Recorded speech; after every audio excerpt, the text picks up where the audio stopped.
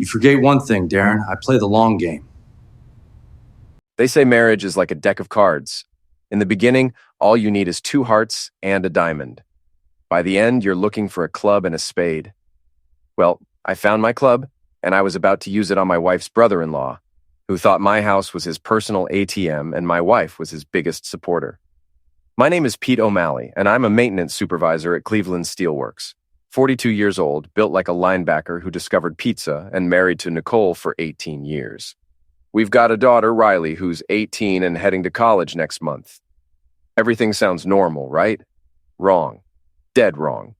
It started 3 months ago when Nicole's sister married this piece of work named Darren Price, regional director at some pharmaceutical company, drives a BMW, wears suits that cost more than my monthly salary, and has the personality of a parking ticket. The guy looked at me like I was something stuck to his Italian leather shoes from day one. Pete works with his hands, he'd say to people at family gatherings, like I was some kind of caveman. Manual labor. Very honest work. The way he said it made honest sound like a 4-letter word. But here's where it gets interesting. Darren didn't just marry into our family, he decided to take it over. Started with small things, suggesting Nicole deserved better opportunities than being married to a blue-collar guy, offering to pay for Riley's college because Pete probably hasn't saved enough.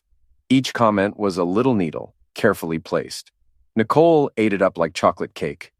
Suddenly, my job wasn't respectable enough. My friends weren't sophisticated enough. My dreams weren't big enough. She'd come home from dinner at Darren and her sister's place with a new attitude and a longer list of my shortcomings. Darren says we should refinance the house, she announced one Tuesday night, not even looking up from her phone. He knows a guy who can get us a better rate. Darren says we should trade in your truck for something more fuel efficient. Darren thinks Riley should apply to private schools instead of community college. Darren says, Darren thinks. Darren knows best. I started calling him Saint Darren in my head, but the joke was wearing thin. The breaking point came last month. I walked into our kitchen to find Nicole and Darren huddled over our financial papers, bank statements, mortgage documents, Riley's college fund statements, my financial papers, spread across my kitchen table like they were planning a hostile takeover. What's going on here? I asked, trying to keep my voice level. Darren looked up with that smug smile of his. Just helping Nicole understand her options, Pete. You've made some interesting financial choices over the years. Interesting. There was that tone again. Nicole wouldn't meet my eyes. Darren was just explaining how we could leverage our equity to... To what? I interrupted. Since when do we need Darren's permission to manage our own money? It's not about permission, Darren said, standing up and straightening his tie. It's about optimization. Nicole deserves security, and frankly, Pete, your approach has been rather conservative. Conservative. Like it was a disease. Get out, I said quietly. Excuse me? You heard me. Get your hands off my papers, get out of my kitchen, and get out of my house. Darren laughed. Actually laughed. Nicole, you see what I mean about his temper? This is exactly the kind of reaction that... I took a step forward. I'm 6'2" and weigh about 220. Darren was maybe 5'10" in his expensive shoes. The laugh died in his throat. Pete, Nicole snapped. He's family. No, I said, still looking at Darren. He's your sister's husband, and he just wore out his welcome. Darren gathered up his papers. Not mine, I noticed, but some printouts he'd brought. Nicole, we'll continue this conversation later. When you're ready to have an adult discussion about your future. Your future. Not our future. Nicole's future. After he left, Nicole and I had the fight to end all fights. She accused me of being jealous, insecure, and embarrassing. I accused her of letting her brother-in-law disrespect her husband and invade our privacy. We said things that couldn't be taken back. She slept in the guest room that night, and the next night, and the night after that. But that wasn't the worst part. The worst part was what happened with my friends. Ray Kowalski has been my best friend since high school. We've been through everything together. My dad's funeral, his divorce, Riley's birth, his mom's cancer. We grab beers every Friday at Murphy's Tavern, watch the Browns lose every Sunday, and cover each other's shifts when life gets complicated. Ray's the kind of guy who'd help you move a body without asking questions, or so I thought. You need to apologize to Darren, he said the Friday after the kitchen incident. We were sitting in our usual booth, nursing our usual beers, but nothing felt usual. I nearly choked on my Budweiser. Come again? Look, Pete, I like you. We're friends. But you can't just throw family members out of your house because you don't like their advice. Since when do you care about Darren Price? Ray shifted uncomfortably. Since he offered me a job. And there it was. The real reason. St. Darren had gotten to my best friend with the one thing Ray couldn't resist: money. He's looking for someone to manage maintenance at his company's new facility, Ray continued. Good pay, benefits, regular hours. He mentioned it after he heard about what happened at your place. Said he understood you were under stress, but that didn't excuse your behavior. He offered you a job after I kicked him out of my house. He's trying to help, Pete. Maybe if you swallowed your pride and... My pride? I stood up so fast the table shook. This isn't about pride, Ray. This is about some rich boy thinking he can buy his way into my family and rearrange my life. Or maybe it's about you being too stubborn to see when someone's trying to help. I stared at my best friend, my former best friend, and realized Darren was smarter than I'd given him credit for. He hadn't just bought Ray with a job offer. He'd convinced him that I was the problem. Enjoy your new job, I said, and walked out. The next week, I found out it wasn't just Ray. Mike Torres, who I'd known for 15 years, suddenly started avoiding me at the grocery store. When I finally cornered him in the cereal aisle, he gave me some BS about how Nicole had been reaching out to their wives, explaining how difficult things were at home. She's worried about you, man, Mike said, not meeting my eyes. Says you've been angry, paranoid. Maybe you should talk to someone. Paranoid. Right. I was paranoid for not wanting my brother-in-law going through my bank statements. Then there was Jim Bradley, my neighbor for 8 years. We'd borrowed tools, helped each other with yard work, shared more beers than I could count. Jim's wife got a call from Nicole, explaining how I'd threatened Darren and how she was scared of my increasingly erratic behavior. One by one, they chose sides, and it wasn't my side. The genius of it was how reasonable it all sounded. Successful businessman tries to help struggling family, husband overreacts, wife reaches out for support, friends rally around the victim. I was being painted as the bad guy in my own life story, and the brushstrokes were so subtle I almost believed it myself. Almost. But I knew what I'd seen in my kitchen that day. I knew what Darren's smug smile meant, what Nicole's refusal to meet my eyes told me, what those financial papers spread across my table represented. This wasn't about helping. This was about taking over. The final straw came 2 weeks later at Riley's graduation party. We'd planned a small backyard barbecue, family and close friends. I was manning the grill, trying to pretend everything was normal, when I overheard a conversation that made my blood boil.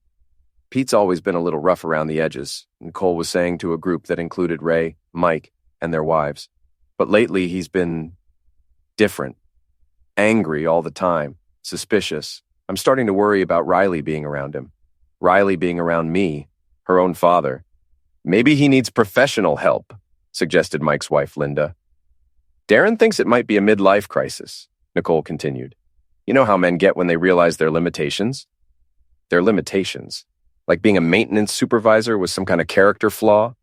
I turned off the grill and walked over to the group. The conversation died instantly. Having a good time? I asked, my voice pleasant as Sunday morning. Nervous nods all around. Great. Ray, Mike, thanks for coming. Drive safe. Ray frowned. Pete, the party just started. No, I said, still smiling. It just ended. For you. The silence stretched like a rubber band about to snap. Finally, Ray stood up. You're making a mistake, Pete.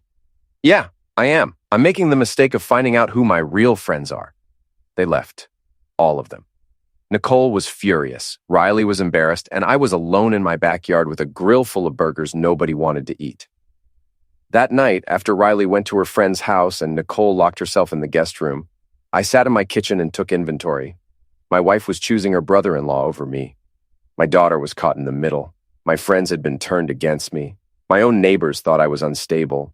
Most men would have thrown in the towel. Most men would have apologized, swallowed their pride, and tried to make peace. But I'm not most men, and I was about to prove it. You know what they don't tell you about revenge? The planning is the best part. Better than the execution, better than the payoff. There's something pure about sitting in your empty house, surrounded by the wreckage of your relationships and plotting the perfect comeback. I started with research. Darren Price, regional director at Midwest Pharmaceuticals, married to my sister-in-law Janet for 3 months. Lives in a fancy condo downtown, drives a BMW, belongs to the country club. On paper, he looked like a success story. But paper lies. It took me 2 weeks of careful digging to find the cracks in St. Darren's perfect facade. The internet is a beautiful thing when you know how to use it. Public records, social media, professional networking sites. People leave digital footprints everywhere they go. Darren's first red flag was his employment history. He'd been with 4 different pharmaceutical companies in the past 6 years. That's a lot of job hopping for someone supposedly climbing the corporate ladder. Each move came with a promotion and a pay raise, which looked impressive until you dug deeper. His second red flag was financial.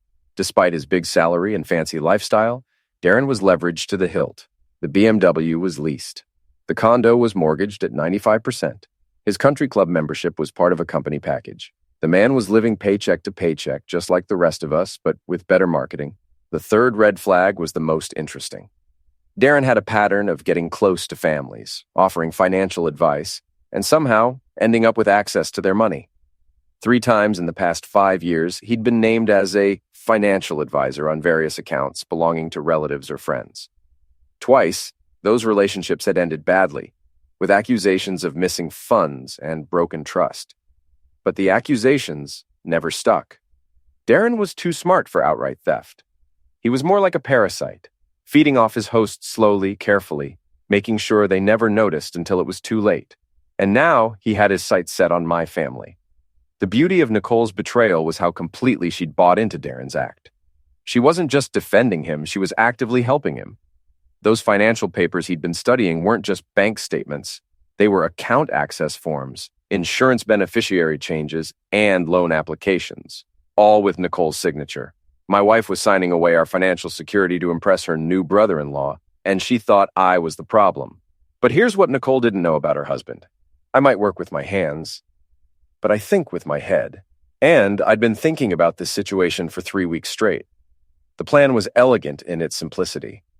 Instead of confronting Darren directly, which would just make me look like the jealous, unstable husband everyone already thought I was going to let him destroy himself. All I had to do was give him enough rope and wait for him to hang himself with it. Step 1 was documentation. I started keeping records of everything, every conversation, every financial document, every interaction between Darren and Nicole. I installed security cameras in my house, not to spy on my wife, but to protect myself from future accusations of threatening behavior. Step 2 was bait. I started acting the part of the defeated husband. I apologized to Nicole for my overreaction to Darren's help. I told her she was right, that I was insecure about our financial situation, and that maybe we should listen to her brother-in-law's advice. Nicole was so relieved by my change in attitude that she didn't question it. Neither did Darren, who saw my surrender as validation of his superiority. "I'm glad you're being reasonable about this, Pete," he said when Nicole invited him over for dinner the following week. "There's no shame in accepting help from family." "You're right," I agreed, playing my part. "I guess I was just overwhelmed." Darren smiled his condescending smile. "It's understandable. Financial planning can be complex for someone without experience." Someone without experience. Right. Step 3 was the trap. Over the next month, I fed Darren carefully selected pieces of financial information, just enough to make him think he was getting the full picture, but not enough to let him see what I was really planning. I told him about our savings account, but not about the separate account I'd opened in my name only. I mentioned our life insurance policies, but not about the policy changes I'd made the week before. I discussed our mortgage refinancing options, but not about the fraud protection services I'd quietly activated on all our accounts. Darren took the bait like a hungry fish. He started making suggestions, offering to handle paperwork, volunteering to meet with financial advisors on our behalf.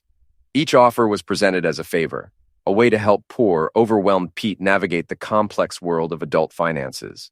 Nicole ate it up. She was so proud of her sophisticated brother-in-law, so grateful for his guidance, so embarrassed by her husband's previous behavior.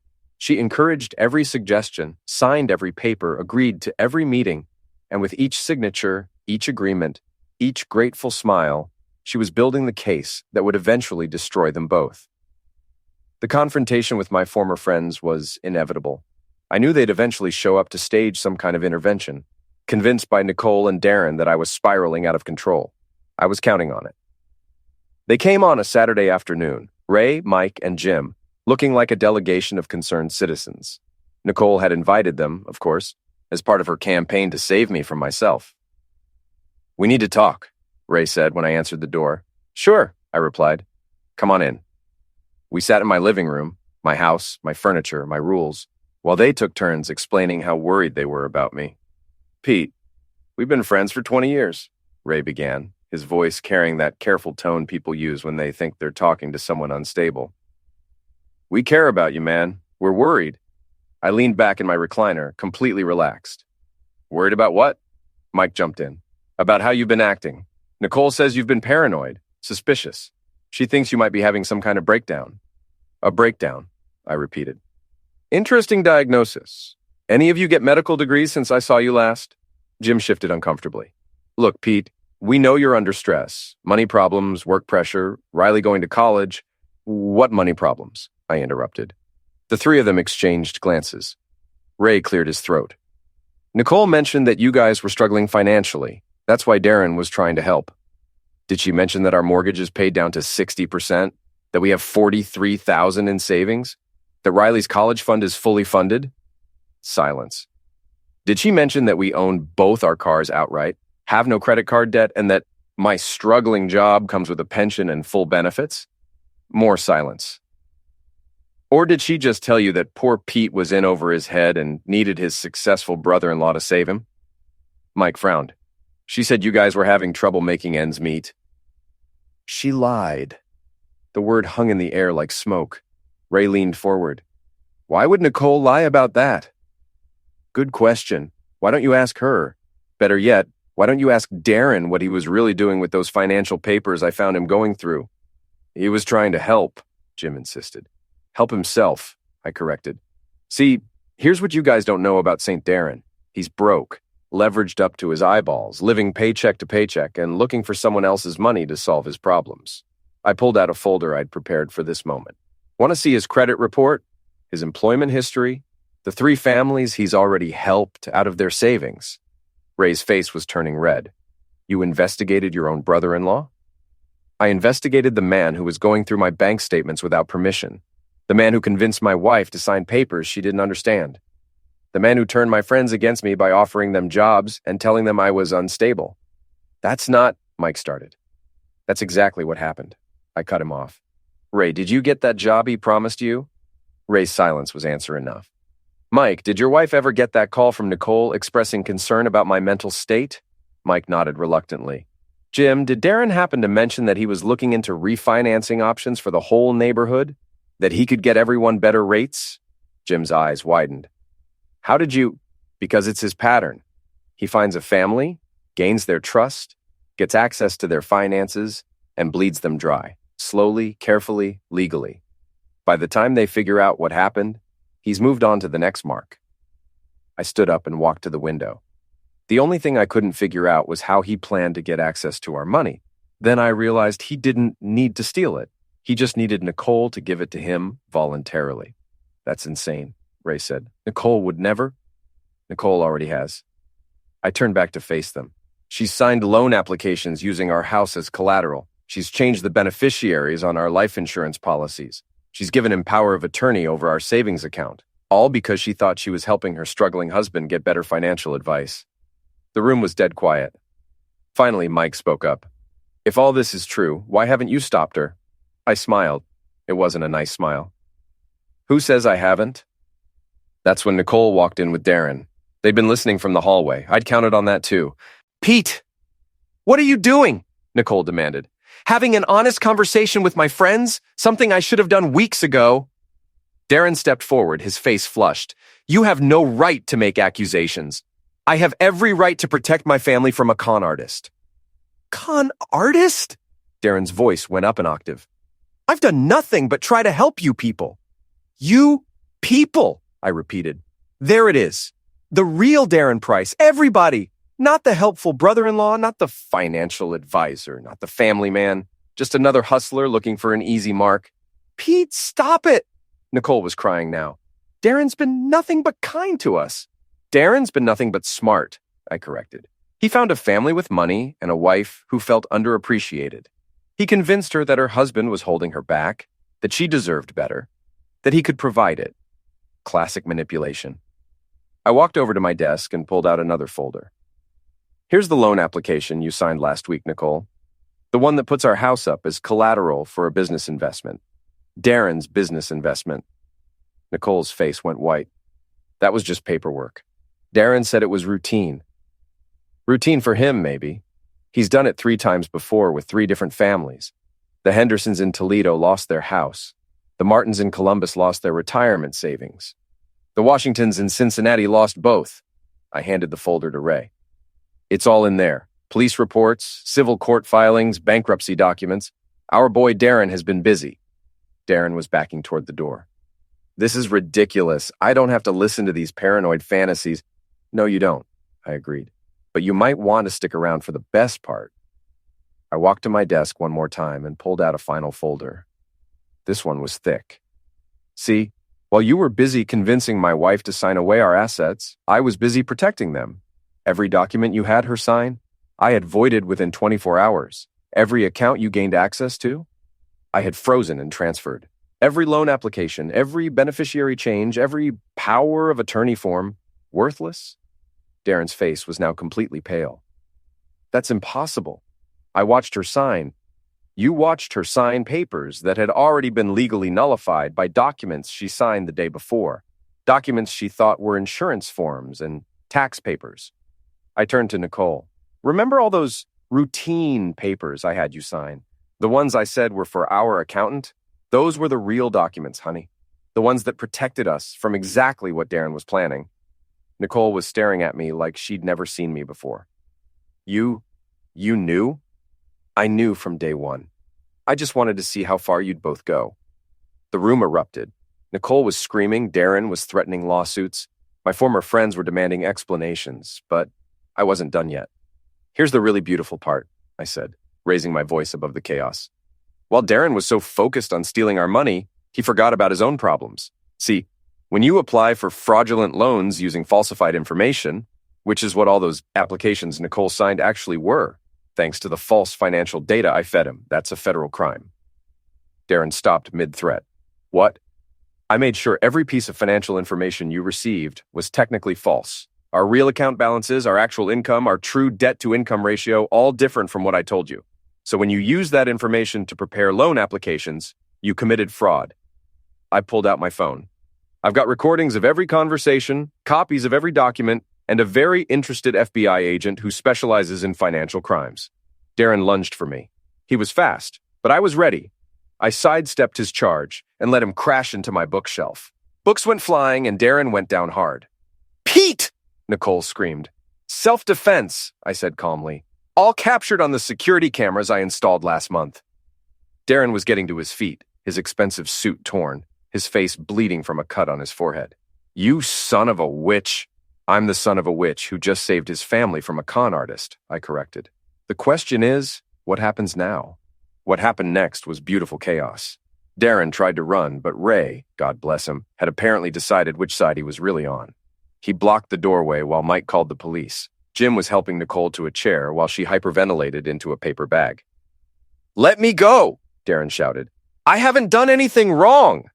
Fraud, conspiracy, attempted theft, I counted off on my fingers. Plus whatever charges come from those other 3 families you scammed. Yeah, you're going to be busy for a while. The police arrived within 10 minutes. I handed over my evidence folders to Detective Sarah Martinez, a woman I'd met during a previous investigation involving stolen equipment at the plant. Mr. O'Malley, she said, flipping through the documents. This is quite a collection. 3 weeks of careful documentation, I replied. Everything's dated, witnessed, and backed up digitally. She looked at Darren, who was now sitting on my couch with his head in his hands.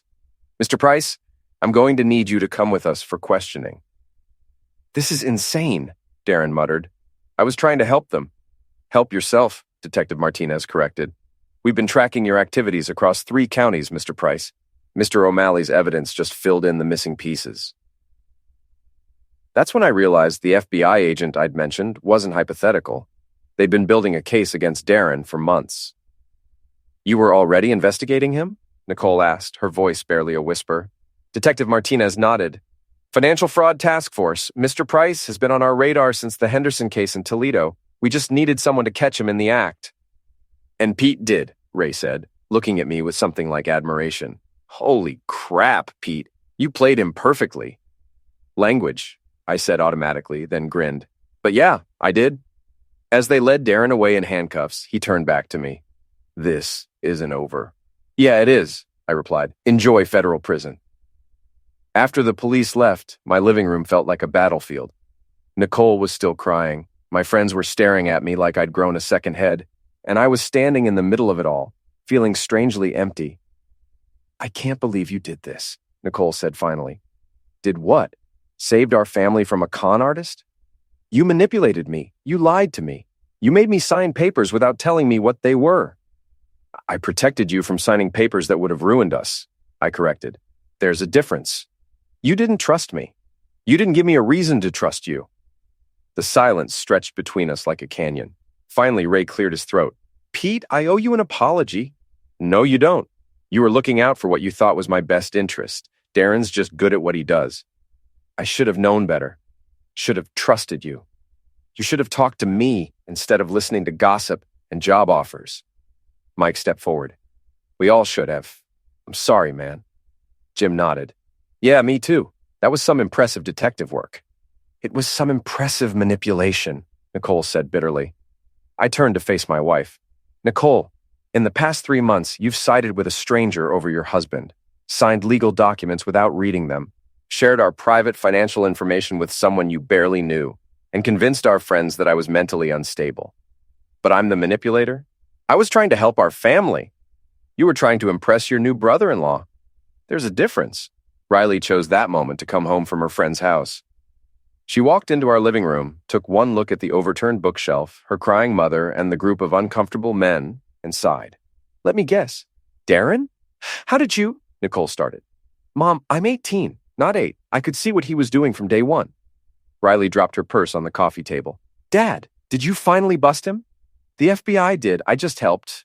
Riley grinned. My grin, not Nicole's. Awesome. I never liked him anyway. Riley, Nicole protested. What? He was slimy, Mom. He looked at our house like he was pricing everything for a garage sale. Out of the mouths of babes. Ray, Mike, and Jim left shortly after, each of them shaking my hand and promising to buy me a beer, lots of beers, to make up for doubting me. I appreciated the gesture, but I knew it would take time to rebuild those friendships. Trust, once broken, doesn't heal overnight. Nicole went to her sister's house. Janet, it turned out, was just as shocked as everyone else to discover her new husband was a career criminal. Their marriage was over before it hit the 4-month mark. Riley and I ordered pizza and watched the news together. The story made the local stations, regional pharmaceutical executive arrested in multi-county fraud scheme. They used Darren's corporate headshot, the one where he looked successful and trustworthy. He really had everyone fooled, Riley said, stealing a piece of pepperoni off my slice. Not everyone. You saw through him. Yeah, but I'm naturally suspicious of people who compliment Mom's cooking. Nobody's that good a liar. I laughed, really laughed, for the first time in months. The next few weeks were a whirlwind of legal proceedings, media interviews, and awkward conversations with neighbors who'd heard Nicole's version of events and believed I was the problem. The truth has a way of spreading, though, and eventually, the whole story came out. Darren was charged with 15 counts of fraud across 4 states.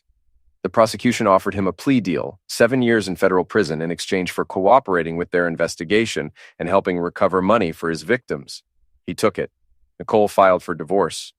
I didn't contest it. After everything that had happened, we both knew the marriage was over. She got half the assets, I got full custody of Riley, and we agreed to be civil for our daughter's sake.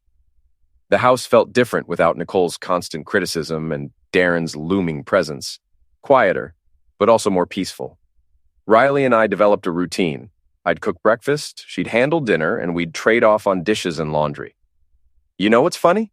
She said one evening as we cleaned up after a particularly successful attempt at homemade tacos. What's that? Mom always said you weren't ambitious enough, that you didn't think big enough, but you just took down a guy with an MBA and a 6-figure salary using nothing but patience and a high school education. Community college, I corrected. 2 years, business administration. Even better. You outsmarted a smart guy by being smarter. 3 months after Darren's arrest, I got a call from Detective Martinez. 3 more families had come forward with similar stories about Darren's financial advice.